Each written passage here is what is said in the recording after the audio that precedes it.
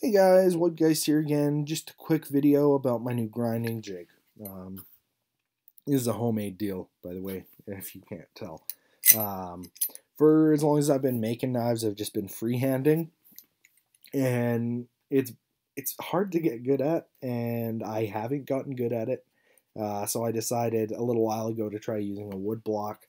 The wood block made quite a difference. It came out better results. But still not quite as good as I wanted. So I decided I would build myself a jig. It's a fairly simple jig. There's quite a few parts, but once I break it down, it's very basic. So what we have is a piece of angle iron. The blade attaches to the face of the angle iron.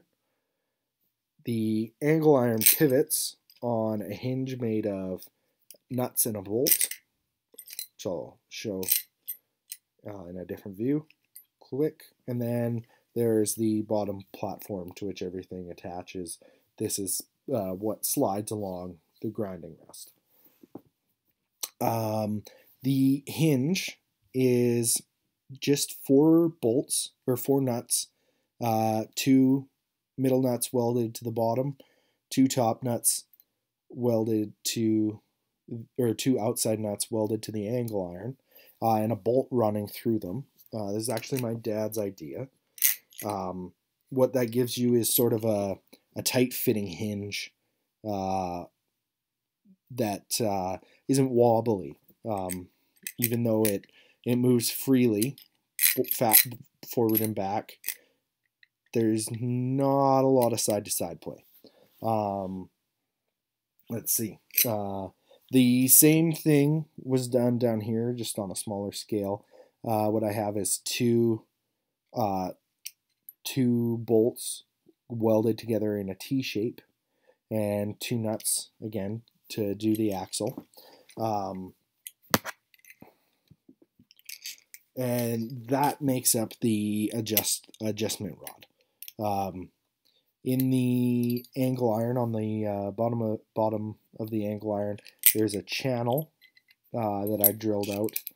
I just did that with the drill press and Dremel tool and files and stuff for the adjustment bolt to pass through. And on either side of the angle iron, there is a nut and washer. And all you do is find your angle and tighten your washers. This, of course, pivots back and forth. You can adjust the angle of it so that it bolts to the bolts down flush, or relatively flush. It's not perfect. I left the handle of, I left the bolt long so that there's a bit of a handle to grip when passing in front of the grinder. On the face of the angle iron where the blade is held, I've added a couple bolts. Show them sticking out the back there. Just for the blade that I'm grinding to rest against. Okay, you see that there. And I've been using this.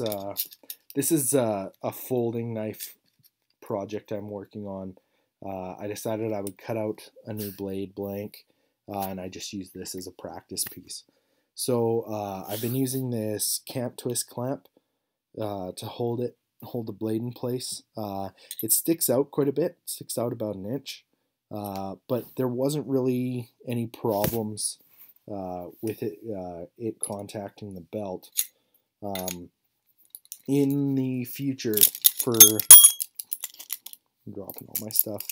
In the future, for grinding folding knife blades, I think I'm going to drill a hole through so that I can clamp the blade down with a nut and washer to make it a bit more secure.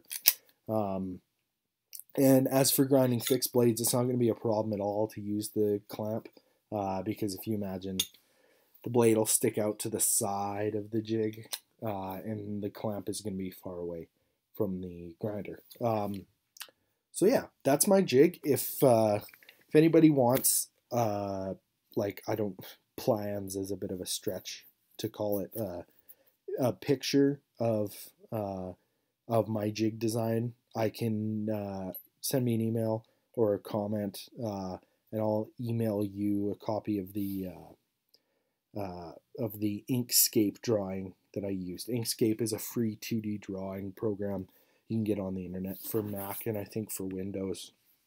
But yeah, so for new knife makers like myself, there's sort of a romanticism about the knife maker who does everything by hand, does everything freehand, and everything comes out perfect. And I think there are knife makers out there who do this.